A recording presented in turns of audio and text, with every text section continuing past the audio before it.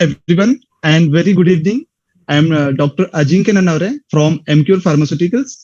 I welcome everyone to yet another session of the No Thrombosis workshop in acute ischemic stroke. In the previous workshops, we had a very unique and interesting case discussions, and we are looking forward to have a very fruitful and important discussions today as well. The objective of this workshop is to showcase unique cases in the management of acute ischemic stroke and gain insights from our moderators and wisdom shared by our course director. And it is my honor to introduce our faculty for tonight. Let me share my screen first.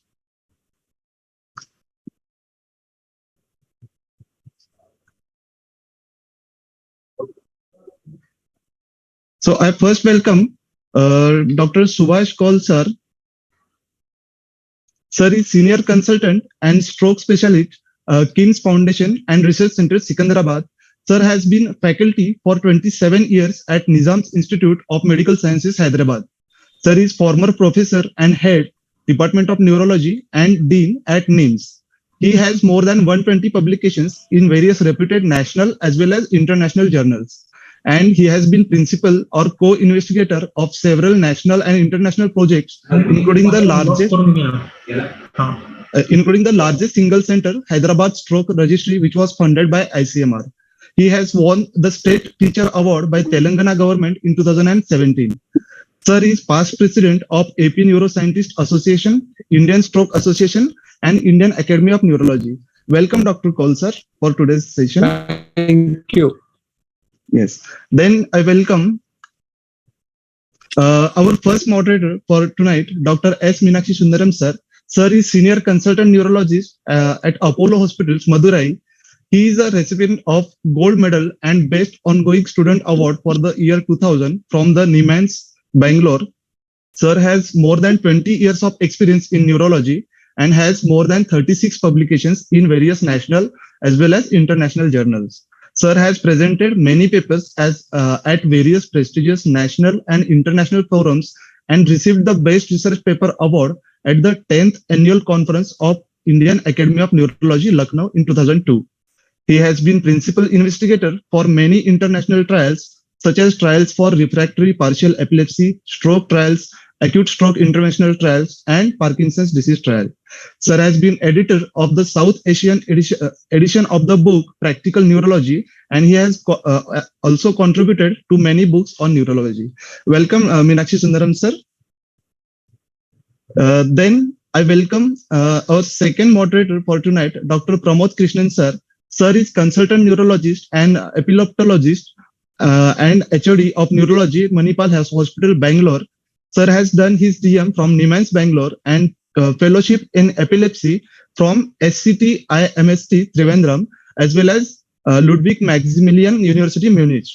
Sir is certified specialist in sleep medicine and has won gold medal in DM Neurology and Best Outgoing Student Award in NIMANS. Sir has 29 publications in national as well as international journals and has a special interest in epilepsy, sleep medicine, multiple sclerosis, and neuropathy.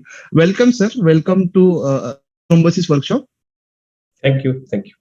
Then I welcome our first expert speaker for tonight, Dr. Kaumil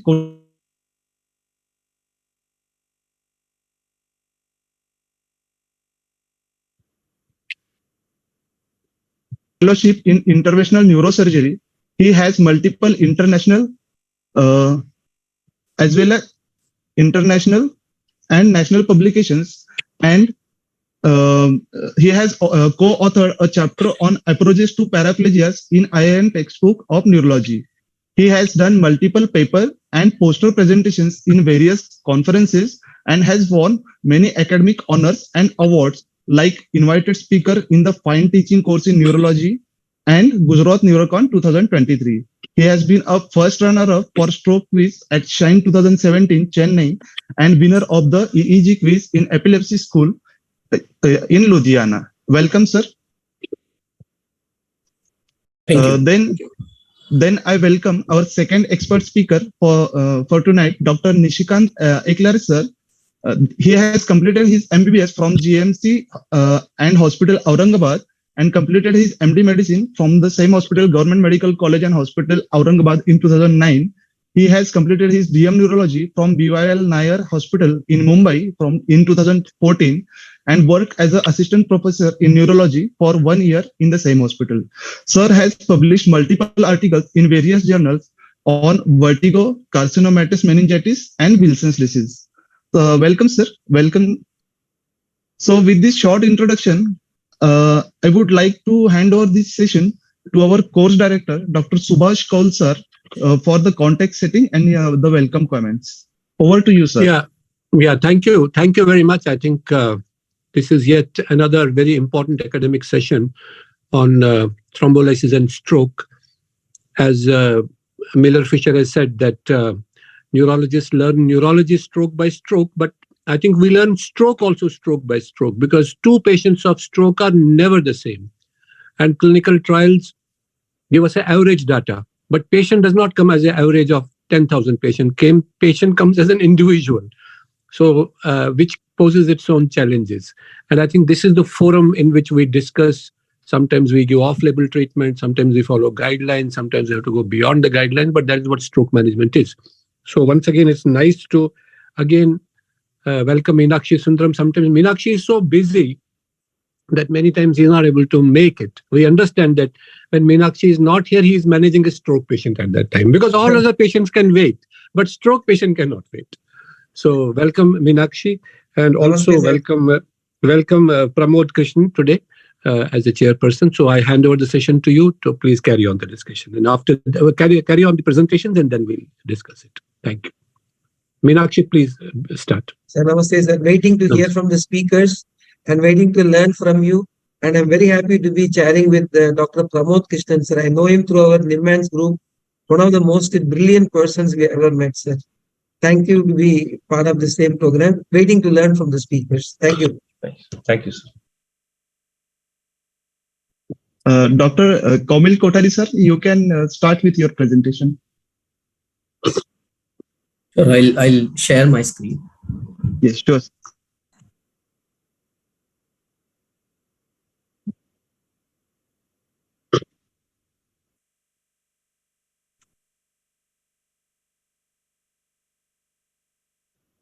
Right. So, thank you, chairpersons, for giving this opportunity. We'll be discussing two cases in brief, both based on stroke thrombolysis. So we'll right away start with a case. So the first case is of a 73-year-old female who was a known case of diabetes and hypertension. She woke up at 7 a.m. and the relatives noticed that she had severe slurring of speech with weakness in her right upper and lower limbs. On inquiry, her relative had noticed her going to the washroom at 3 a.m. So her last known well time was at 3 a.m. They brought her to the hospital at 8:30 a.m. So she was already beyond the thrombolysis window, and from the last known well time, it was 5.5 hours. But her stroke was quite severe. Her NIHSS was 15. Consciousness was preserved, but she had right upper and lower limb power was 0/5, and she had sensory aphasia with slurring of speech. Blood pressure was 150/90, and sugars were 178. So we went ahead and did the MRI, and here we can see that there are multiple areas of diffusion restriction in the left MCA territory, and most of them, as expected, are hyperacute infarcts which are still developing. Because our presentation was such, we also did MR angio. This is the flare image, and we can appreciate that still there is no flare positivity. Only some areas are hyperintense on flare, but most of the infarcts have not yet come up on flare.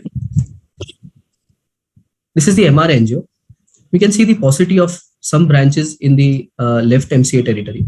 A few of the M2, M3 branches are not well seen, but the M1 is open, and that is why we are seeing infarcts also on the distal MCA territories. So diffusion flare mismatch was documented, and because she was last well seen at 3 a.m., we expected that the onset of the stroke was beyond that. And because there was diffusion and flare mismatch, we thrombolized her with 0.25 mg per kg tenecteplase. The patient improves within 6 hours with near normalization of power and speech. This is her CT on the second day. And we can see that apart from these small areas of hypodensity, most of the CT is normal, and it correlated with the clinical improvement also. So these are the few recent papers which document the diffusion and flare mismatch. And we know that Wake Up and ECAS-4 are recent trials which have documented improvement in outcomes beyond 4.5 hours in cases of unknown time of onset. It probably indicates an ongoing ischemia rather than completed infarction. And as we all know, it is a transition from the time window to the tissue window. There may be a slight higher risk of hemorrhage, and that is why patient selection is very important, especially in this subgroup. Coming to the second case. The second case is a 75-year-old female. She was a known case of cardiac arrhythmias, but she was not on any treatment for the control of the rate or the rhythm. She had sudden onset right upper and lower limb weakness at 2 p.m. The patient reached the hospital at 4:30 p.m., which was well within the window period. On examination, she had all the signs of a large vessel occlusion. She had gaze preference to the left, global aphasia with zero power in right upper and lower limbs. The NIHSS was very high, it was 23. Heart rate was irregular, and the blood pressure was 130/70. So on the MRI, again, we can see developing infarct in the left MCA territory and a complete cutoff of the distal M1.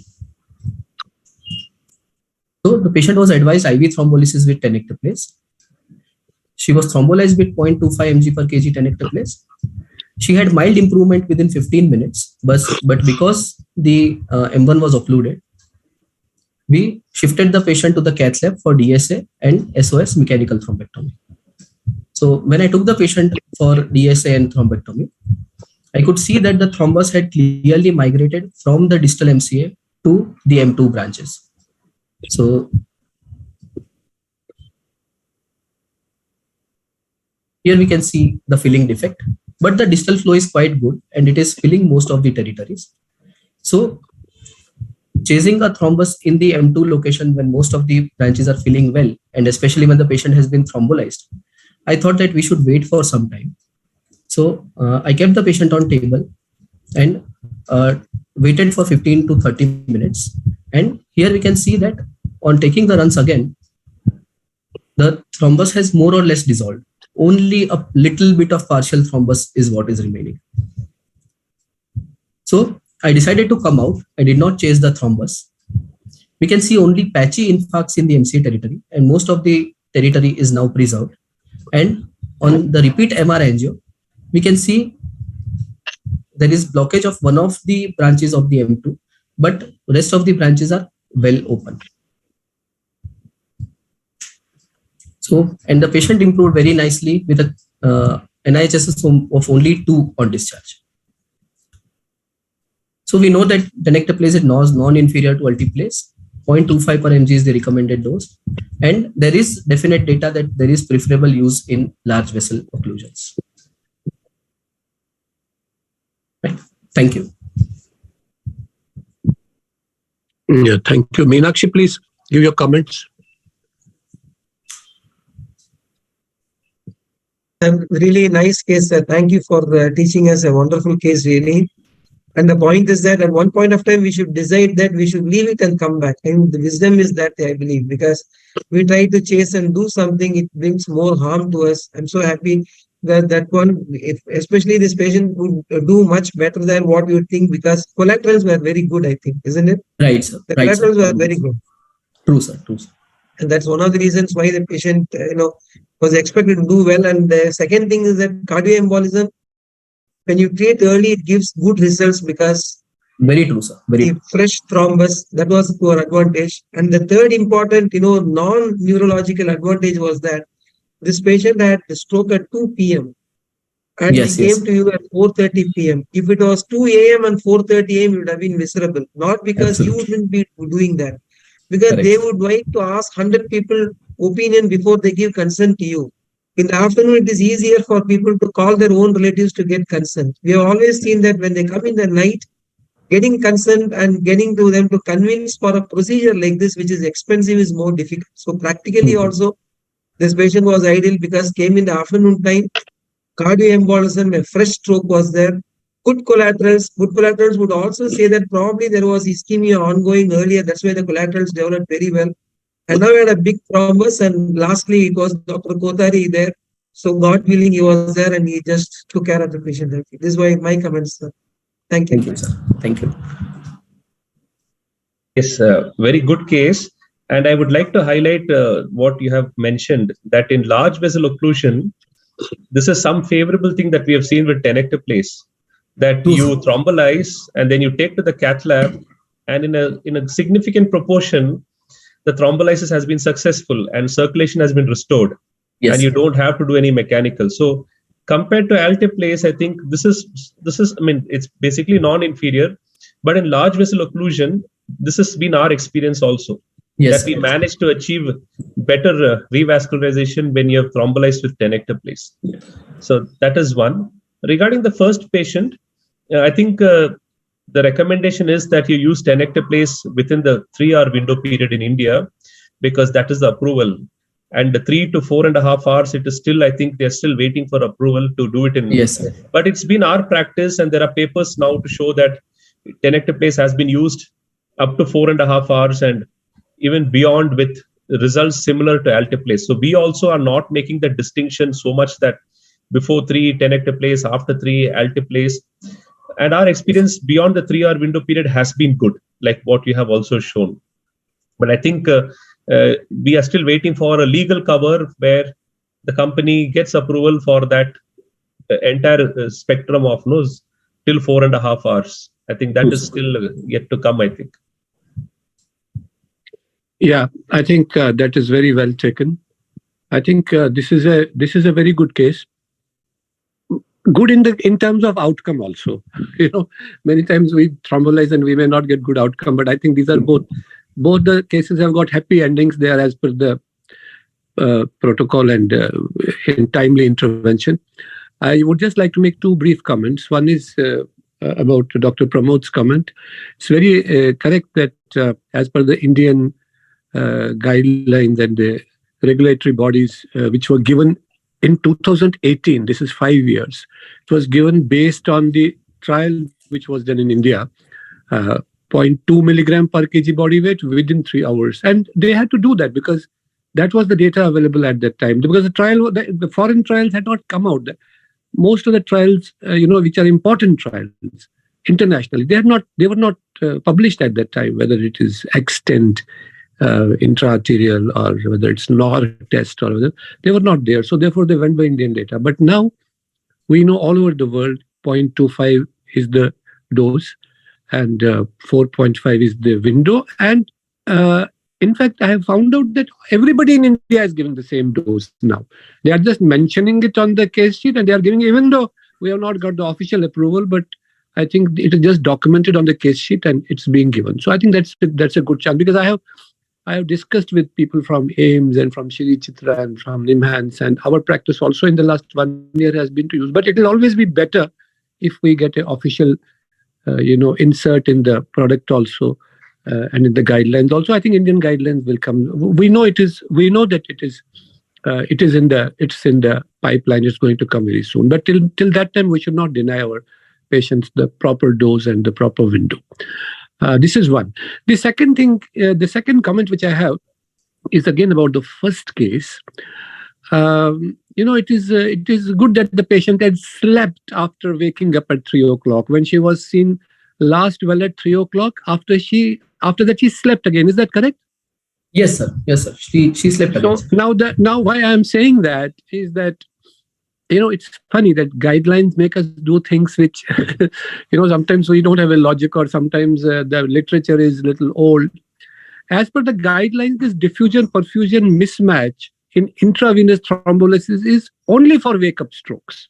Correct. Now, on the other hand, if you have a non-wake-up stroke and he has crossed 4.5 hours, guidelines don't allow you to use diffusion perfusion. Then in that case, you have to, in fact, it's not even guidelines. Guidelines ask you not to give it.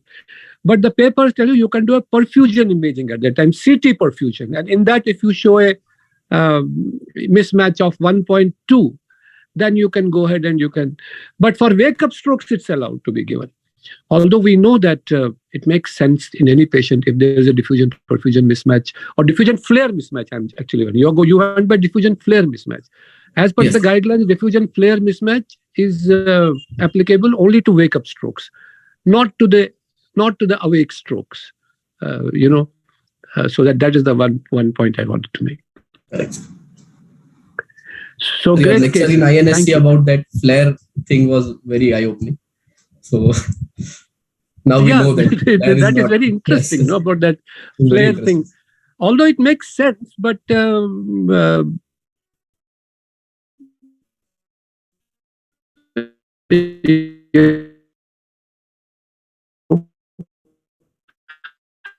Your voice is not audible, sir. I think we are more confident. Sir, on doubt, sir. Hello. Sir, your voice was not audible for some time, sir. Yeah. No. I think both cases, like you, I also endorse both cases. Both the stories are happy endings, and they are very nice. So there is not much brickbats in this. If they have done the right thing to do, we would have done the right thing to do. Very nice. Yeah, sir, it increases our confidence in thrombolysis. Yeah, sir. The time window of 3 to 4.5 hours, which Dr. Pramod sir just highlighted, I think our Emcure people submitted the data to the DCGI recently for 4.5 hours approval. I thought that it has come through. Has it come through for 4.5 hours officially? Or are you still awaiting confirmation, Dr. Ajinkya? No, sir. We are waiting for the final official confirmation. But Subject Expert Committee has definitely recommended the use until 4.5 hours. But we are awaiting the final approval. And at present in India, the comparative data between 0.2 and 0.25 mg per kg body weight, I believe it is going on. Is that correct, sir? Yes. Though officially you still, prescribe only 0.2. All of us have shifted to 0.25. All of us.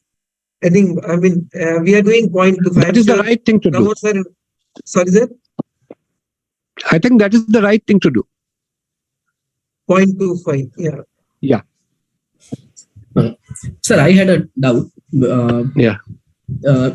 Is there any the maximum dose of tenecteplase which can be given? Because one of the problems which we face is if we use 0.25 mg per kg and if we use this 20 milligram vial, then beyond 80 kilograms we cannot use. So that is one thing which I have realized. So in patients beyond 80 kg, then you have to probably break up another vial or something like that. So then, or we use a 30 milligram vial from the cardiac thing. So I think this change in the dose also makes that also. Yes, sir. I think 20 mg cap holds there, like antiplase for 100 mg. I think so. Is that correct, sir? No, the maximum dose has been recommended by Dr. Kameshwar Prasad and this.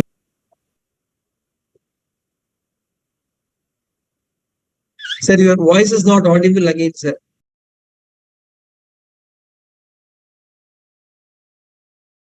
There were 3, sir. Hello? Yes, sir. The maximum dose which has been recommended by Dr. Kameshwar Prasad, I think in his, he has submitted a recommendation to up to date, and that is 30 mg. We should not exceed 30 mg. Okay, correct. This is true about all thrombolytic agents. In TPA, you cannot extend 90 mg. Even if your patient is 130 kg, you cannot exceed 90 mg. Same is true about tenecteplase. You cannot exceed 30 mg. Up to 30, you can go if the patient is overweight. And probably regarding the ECA score data. Yes.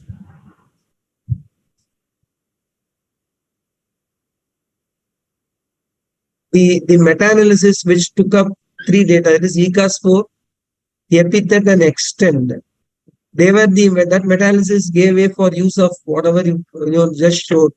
That is beyond this one. Of that ECA-4, I think it was stopped because of slow enrollment. Only the other two went through the full, I think. Am I correct?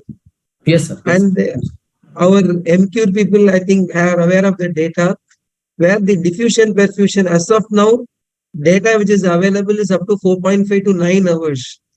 But there is a Chinese data which says you can use up to 24 hours. Chalabis, I'm right. Am I correct, sir? Dr. Ajinkya? No, that is true, but then that is not confirmed as yet. They themselves have said their further studies are needed. Yes. But they have presented at 24 hours, I'm aware, but it is not yet recommended to use it in practice. It's in research, under research.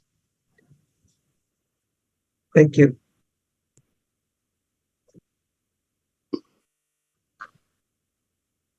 Yes, sir. Can we move to the next case? I think we should move. Sir, give this nod. Okay. Yes. We should move second case. Yes. Dr. Eklaris, sir, you are on mute. You have to unmute yourself. Now, can you hear me? Yes, sir. You are very much audible. I'm very thankful to respected seniors for allowing me to present a case of acute ischemic stroke, which has recovered after thrombolysis. I will start to slide.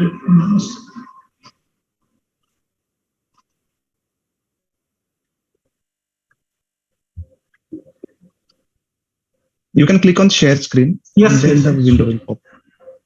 Now, I will start the presentation. I will share only one case. This was a 62-year male patient. He presented with sudden onset dysarthria followed by loss of consciousness since last 2 hours. In the past history, he had coronary artery disease and hypertension, and he had undergone PTCA 4 years back. So current medicines were ecosprin 150, atorvastatin 40 milligram, and telmisartan 40 milligram per day. Sorry. So on examination, he was deeply unconscious. He was decerebrating to deep painful stimuli. His pupils were pinpoint. Plantars were bilaterally extensor. Blood pressure was 150 by 90 millimeter of mercury, and random blood sugar was 138. So clinically, it was posterior circulation stroke with brainstem involvement. In view of poor respiration, he was intubated electively, and urgent CT was done. It was not showing any hemorrhage. This was his CT. We can see that there is no evidence of any major bleed. So he was recording in progress. So he was thrombolized with tenecteplase 0.2 milligram per kg dose. 3 hours post thrombolysis, he became conscious. At 12 hours after thrombolysis, he was extubated. And he was able to move all 4 limbs on commands. At 24 hours after thrombolysis, MRI was done, which was showing acute infarcts in the posterior circulation territory, including the bilateral cerebellar hemispheres, bilateral occipital lobes, and few small hemorrhagic infarcts in the pons. This was his angio. We can see this, that the most of the major blood vessels are showing normal flow. So on discharge, day 5, there was a near complete recovery, with only deficit was left hemianopia. This was his video.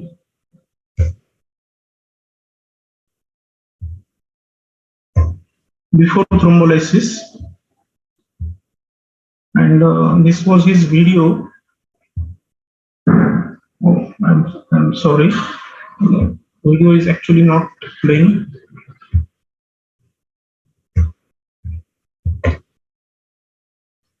So thank you.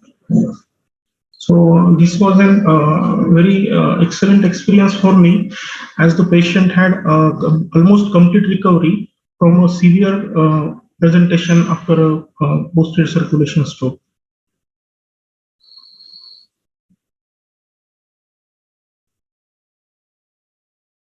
Yeah, Dr. Meenakshi, start your discussion. So that was a very nice case. Thank you very much, sir. Because posterior circulation strokes should be treated in way no different from the anterior circulation stroke, and that has been proved here.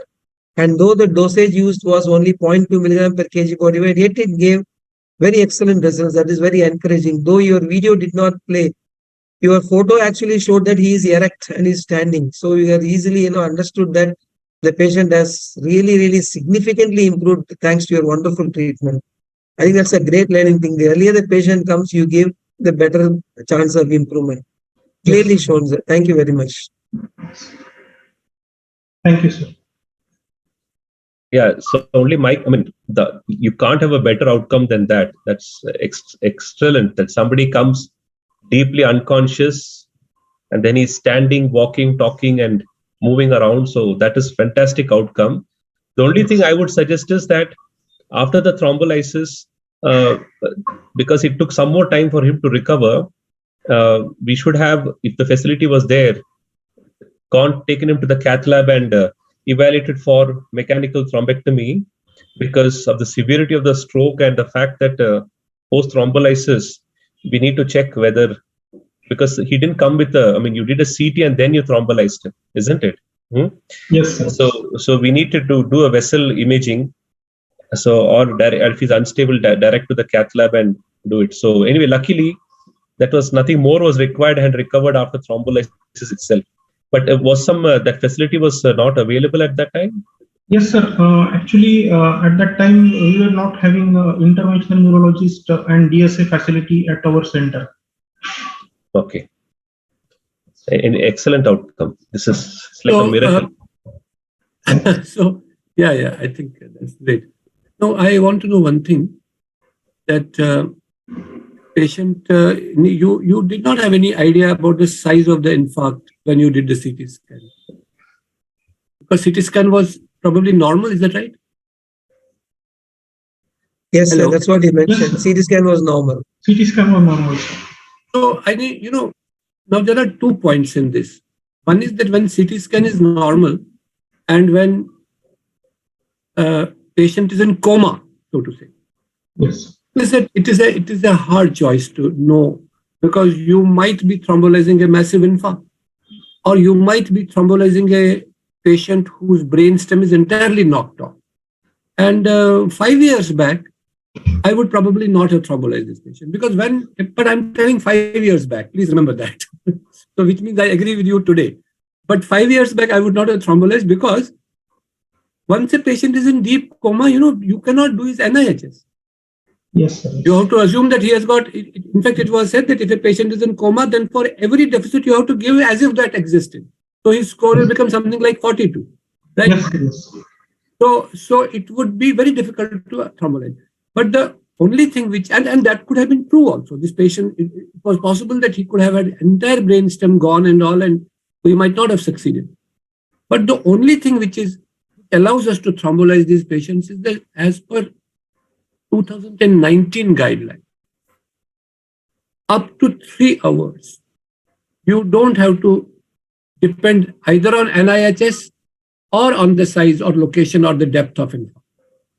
This is the guideline. I know that many of these patients will not do well, but we are allowed to do it. We are allowed to give a chance to the patient. And it is patients, it may be a small infarct which may have caused transient weakness, or it may, but statistically they have found that there is a net benefit. But we should not automatically think that all of these patients will benefit. Some of these patients definitely will not benefit. Most of the patients who will come in deep coma will not benefit, but some of them may benefit. So that way your case is very good, because some of the unconsciousness. Obviously, now we know that in this patient, that unconsciousness was not really because of the damaged brain. It was probably because of dysfunctional brain. It was probably because of the penumbra surrounding, which you are able to. So therefore, that gives one more rationale for us to thrombolyze. But this is only up to 3 hours. Then between 3 and 3.5 hours, they are, as per the guidelines, I'm just going by guidelines. Because, guidelines give us confidence for our own safety. That's the only thing. It does not mean that guidelines are definitely sacrosanct, but for our safety, we always quote guidelines. We have to go beyond them, I understand. So in the guidelines, up to 3 hours, don't. In fact, they say it is harmful if you withhold. It is in red. It's in red. That means if the patient is in coma, or if the patient's NIHS is 35 and you are not thrombolized, according to guidelines, it's harmful. So you have to do it, irrespective of the size and site of ischemia and all. That is up to 3 hours. Then between 3 and 3.5, they say that the NIHS should not be more than 25. So then they are going by 25, and in the size of the infarct also, then they go to that aspect 6. It should not be less than aspect 6. But then that is a strong recommendation. The moderate recommendation is that everything which you do up to 3 hours, you can do between 3 and 4.5 hours with a little lesser grade of recommendation. So whatever are the guidelines up to 3 hours, same will hold between 3 and 4.5. But you have to explain to patient and that there is a lesser strength of recommendation. So therefore, this is a learning for us, and we should remember this. And now in this, I just want to, because we have time, fortunately, and I want to talk about a similar patient. I would like to know opinion of all of you. And this is a patient who is admitted with me at this time. This is a patient with an acute myocardial infarction, and he became unresponsive. He became unresponsive, so it was thought it's a seizure because there was no focal deficit. There was no focal deficit. There was not a presentation. Presentation was some blurring of face and total unconscious, which lasted only for 5 minutes. And after that, he recovered completely. He became fully conscious again. So it was thought it is a probably a stroke, seizure. So MRI was done within window period. And since patient had completely recovered, she was fully conscious. She was showing her teeth nicely. She was talking also. She was raising both her hands, so her NIHS was 0. But when the MRI came, it showed shower of emboli, small infarcts, one in temporal lobe, one in parietal lobe, one in frontal lobe. So clearly it was a MI-related shower of emboli, but her NIHS was 0. So I was then caught in this quandary, should I thrombolize her or not? And she had not received thrombolysis for MI because she had come late. So that was not a contradiction. Normally, if you have received thrombolysis, you may not want, but she had not received. She had only received some double antibodies, elderly lady. So basically my question, which I want to know your opinion, that, sometimes the patient may have a clot which may not produce NIHS deficit. It may be a fresh clot, but it may be in some silent area of parietal lobe. It may be some relatively silent area of temporal lobe, which clearly has caused a seizure. This is probably a ischemic seizure, but it has not caused a measurable deficit. So what would you do in such a situation? First Meenakshi, then others, Praveen and all. Meenakshi, what would you do in this situation? And because the NIHS, sir, there are two things I consider. NIHS was 0 in this patient. Yes, sir. NIHS was 0. And second thing is that we may be thrombolizing the stroke, but we do not know the timing for the myocardial. If the myocardial window is beyond the thrombolizable window, I wouldn't do anything. I would just wait and watch. And I would definitely get a vascular imaging to see what's happening to both circulations. And based on that, I would try to put up my treatment. Yeah, vessels are normal. Vessels are normal here. Vessels are normal, but there are multiple small infarcts, small, like. Sir, in which case, for a short time, I would consider anticoagulation for this patient, sir. Yes, that's what has been done now. So my basic question was, when you have a radiological stroke with NIHS 0, you would probably not thrombolize. No thrombolysis. I have not dared to thrombolyze, sir. I have not dared. No thrombolysis. And we are afraid. No deficits, no NIHS, no deficits, no thrombolysis. Okay. Thank you for that, because I was just debating in my mind, Yeah. The PRISM's data, whatever it showed, that low NIHSS score was actually not, beneficial for thrombolysis. But when there is a deficit, you have taught us, sir, in this forum on more than one occasion, that if there is a deficit, even if there is a numbness, I would be tempted to thrombolyze. But if it is NHS of 0, I wouldn't dare to thrombolyze. That's what I would think, sir. And one more thing, Meenakshi. Sir. No, these are very good things for us, and the fact that we are discussing it gives us a lot of confidence. But we also know the limitations of NIHS, because NIHS has been designed for. It is not designed for neuropsychologists. It has been designed for people like us, who can do quickly and all. So when NIHS is done, it is checking gross things. It will probably not check apraxia. That if the patient, nobody in NIHS, you are not supposed to ask the patient, how do you salute?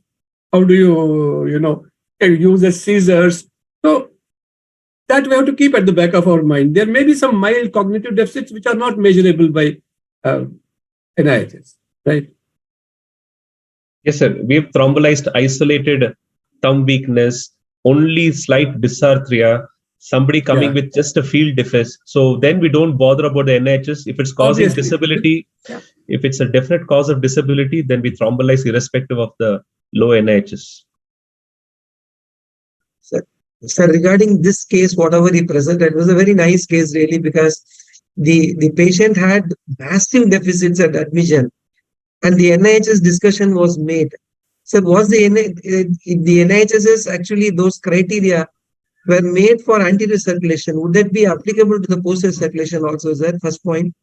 The second point is that the PC aspects, what we saw in this patient, at least from the MRI which came later.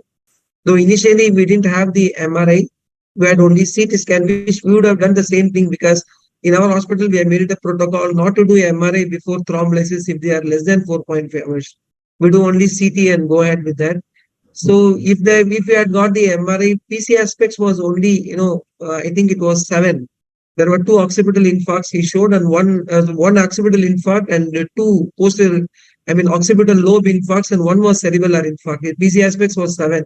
So it was a good case for thrombolysis even from the beginning, because the deficits were, as you pointed out, out of proportion to the scan. So I think it was ischemia which was ongoing rather than... How much, what was at what time, exactly at what time you thrombolized it after the onset? Sir, he presented 2 hours after the onset to the hospital. That is right. Around 2.5 hours after the onset, he was thrombolized. Yeah. I think it's great. It's a phenomenal thing, I think, sir, because the scan, very, very good improvement for what he showed, really. Phenomenal. Did the patient give you any special, chocolates or something, sir? No, sir, but his son actually said that I also consulted doctors at Hyderabad, and they said that you just go back to your doctor. He has saved your father's life. One caution I will give you, sir. Yes. If you had not made that video, which shows he is decelerating, people would not have believed you. Because I've always seen patients who have improved too rapidly, that disbelief will be there for the belief, for the improvement. I'm very happy you made that video ready. Thank you, sir. And when there is with sir's case, simultaneous, infarction has been reported. That is called as cardiocerebral infarction. CCI they call cardiocerebral infarction. When that happens, and the guideline is to use only IV thrombolysis first and go for mechanical procedures for both heart as well as the brain simultaneously. The disadvantage, once we also had a difficult patient like that who had a myocardial infarction, simultaneous cerebral stroke. Initially, I argued with the cardiologist that, you can have elevation of tropi only because of stroke, but they demonstrated MI also in the angiocath lab. So the point is that when they use a procedure for that, they would like to give antiplatelet for the patient. Whereas following thrombolysis, we would not want to give antiplatelet for 24 hours. So this issue will be a very difficult issue to tackle. Sir, how do we manage that, sir? One patient really had tough time to hold on from the administration of antiplatelet for a person who underwent percutaneous intervention for the heart, simultaneous stroke in the brain, No, and thrombolysis. yeah. No, I'll comment on that, Meenakshi. Thanks for asking. But Pramod, you tell me that what did you clinically think it was a brainstem stroke, or how did you exclude a massive MCA infarct since your CT was normal? How did you exclude a massive MCA infarct? Okay. So I think in this patient, because I'm clinically, though I'm not aware of the signs, but such deep unresponsiveness at onset and so early, I would look at it mostly as a posterior circulation stroke itself. And as you said, sir, in the first 3 hours, we are not concerned so much about the NIHSS. So I would have done exactly what doctor did, that we would have thrombolized him. And of course, then once stabilized, we would like to do a CT angio or an MR imaging or MR angio to see whether we can proceed with any mechanical options also.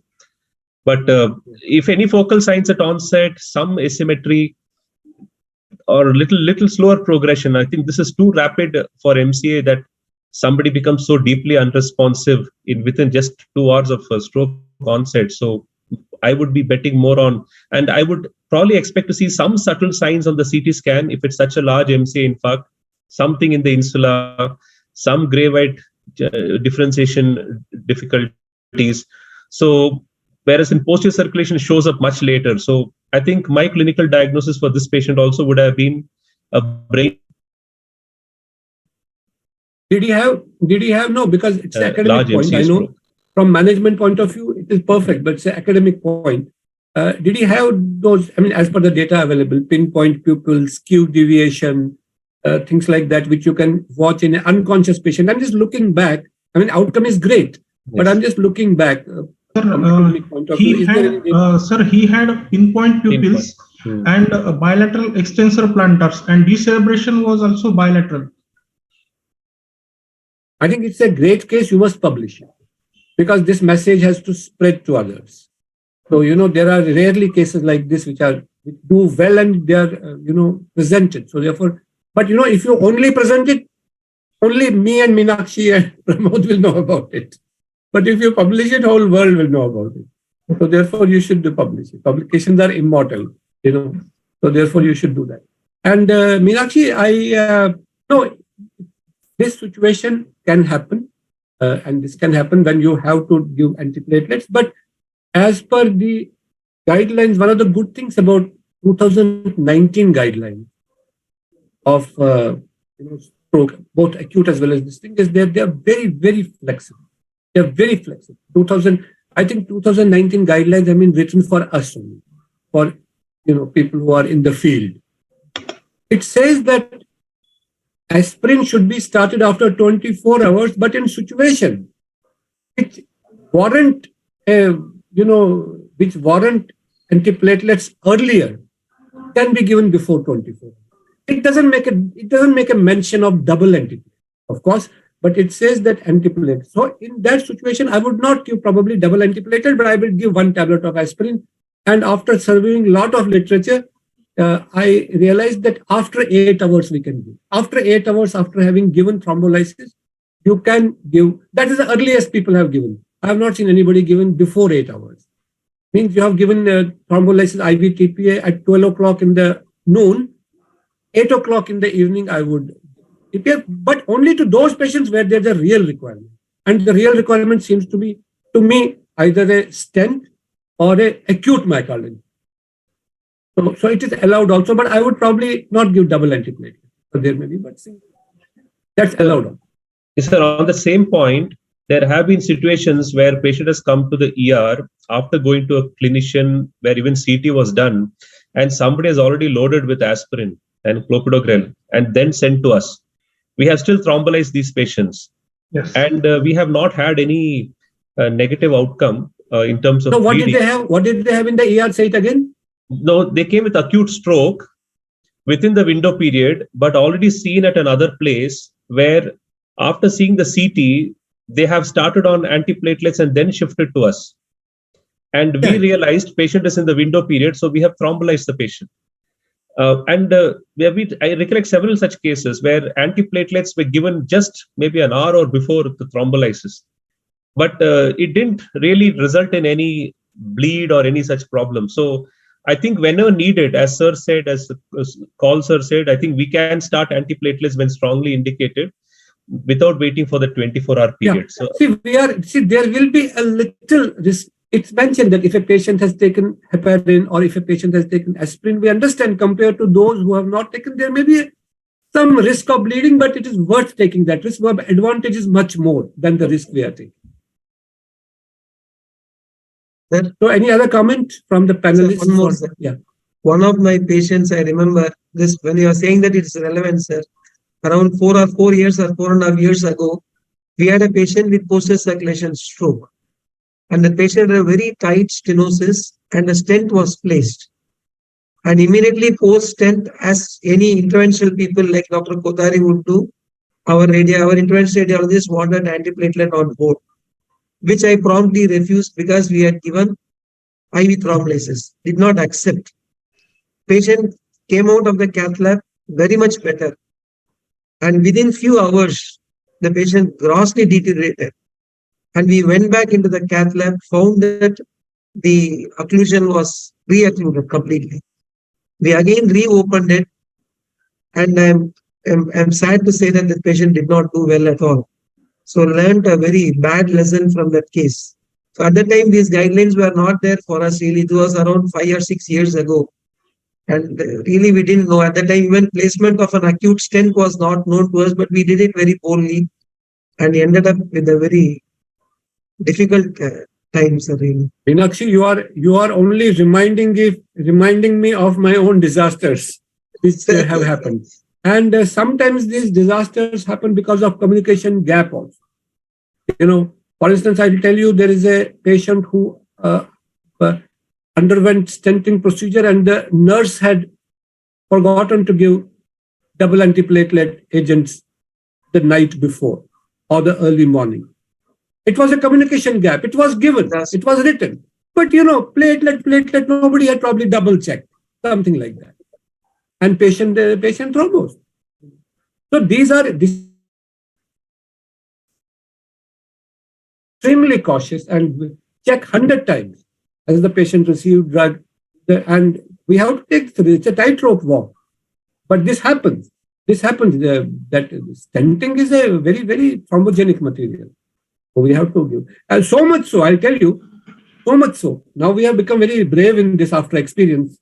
I had a patient after PTCA developed cerebellar hematoma because of double antiplatelet.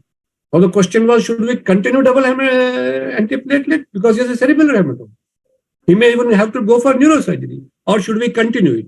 A lot of discussions with the cardiologist. Cardiologist is not worried with the brain hematoma. He's worried about his stent. And I'm worried about the hematoma. So finally we compromised after looking at the literature and all. So literature says that you can give one, although you should give 2 antiplatelets. There are not guidelines, case reports I'm telling you. They have given only aspirin or only clopidogrel. But my cardiologist said, no, I will give both of them in half dose. So both of them were given in half dose. They usually after stenting give 150 of aspirin and they give 300 of clopidogrel for first few days. He said give half dose of each. So we gave half dose of each and the patient sailed through. So it's a tightrope walk and each patient is different. That is why we have got these meetings like this are important so that we can share our experience. And that patient had a good outcome. He totally recovered after a few days. He was something which I will not divulge. But yeah, sorry. But that case really made me feel miserable, sir, because I was the one who said, don't give antiplatelet because we cannot give after IV thrombolysis. No, people like us have faced these problems. That is why it has come in guideline. That when there is a very, very urgent and an important indication, you can give it earlier. And they have not. The guidelines are written very carefully, very thoughtfully. They don't want to go overboard. They just give you a hint. We have to be able to manage that hint. They say it can be given in demanding situations. It may be given earlier than 24 hours. You please read that again today. It's very, very cautiously and politically correctly written there. That in given cases, you may give it earlier than 24. Then I say earlier means what? Earlier means 23 hours and earlier means 4 hours also. Then I checked all the case report. These days, thanks to Google and mobile phones, whatever is there, you can search it. So in that, I found the case report where they have given the earliest was 8 hours. So I said our is 8 hours will be our minimum period, after which we can give. But that is why, Meenakshi, I think we should all of us, particularly the younger ones, but even we also, it's always better to write a short case report, and it is not necessary for our case report to get published in any journal. Let it be published in any journal, as long as it comes in Google, because it helps everybody. They know that here, this thing has been reported. No, we always say, sir, it has been reported. We always say, even our patients, sir, it has been reported. So who is reporting that? People like us only are reporting. So that is why you should report that case which you showed today. That brainstem stroke. That is really an eye-opener. Patient in coma being thrombolized. That should be the headline. Comatose patient comes back to normal after thrombolysis, after tenecteplase. Yeah. Okay.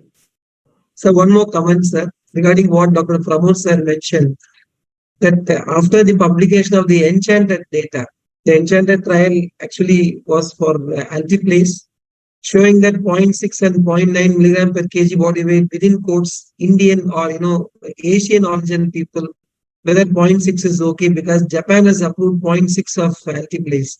But one interesting side point from there was that when patients were on dual antiplatelet therapy, they had a little higher risk of hemorrhage. And there was a side point that we can use 0.6 milligram per kg body weight in these subset of patients.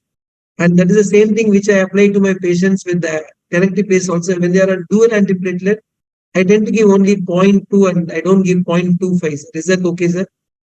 Absolutely okay. Absolutely okay. I had an opportunity of hearing Bijoy Menon. You must be knowing he was your class. No, he must be junior to you. Bijoy Menon, who did a lot of work on tenecteplase, who published ACT study. Yes, and sir. His talk was on this only, that thrombolysis also has to be individualized. And this point which you said is specifically made, same point. He said that in the study of 0.6, no, not only study of 0.6, there was also another study. 0.6, of course, Japanese have given.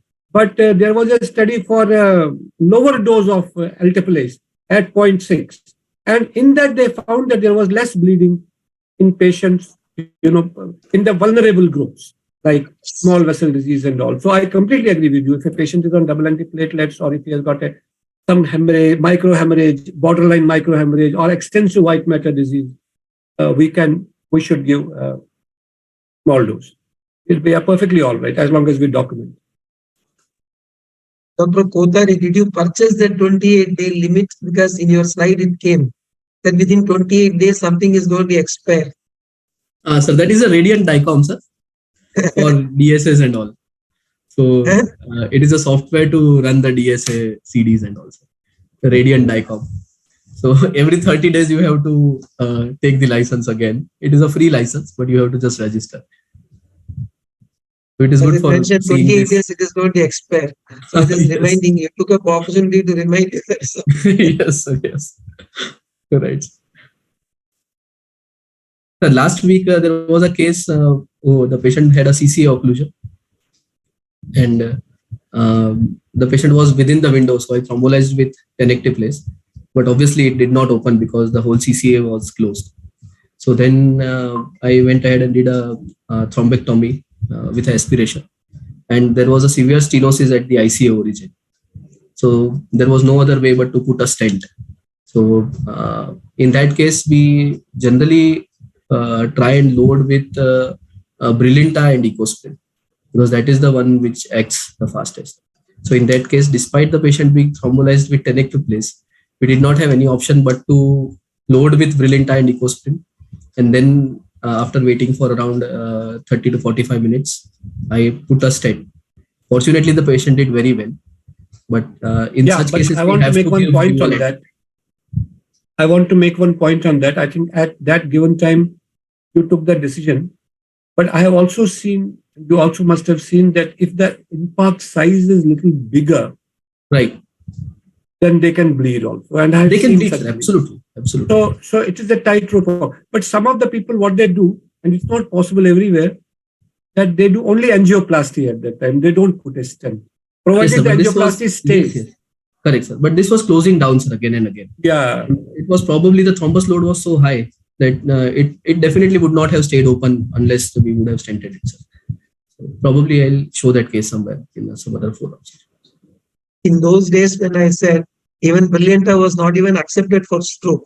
True, sir. So our radiologist wanted only Brillianta. He said that is the best that you give ticagrelor, give. He said, and I refused, feeling miserable. Yeah. So thank you very much. I think we had a very, very nice discussion, very nice cases. Thank you, sir. Thank you, sir. Thank you, sir. Yes. Thank you, sir. Great learning, both cases. Yeah. Unless you have any other point to make. Thank you, sir. Yes, thank you so much, sir. As usual, sir, it was a wonderful and great workshop. Around 120 people are watching us live now, and I'm sure they must have learned so many important things in today's workshop.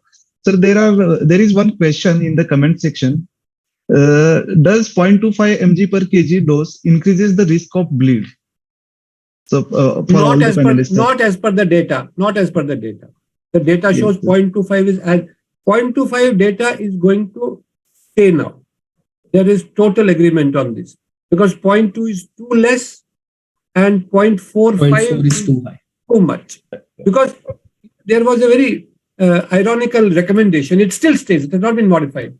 That for minor strokes, American Academy recommends 0.45 dose because NOR test had minor strokes.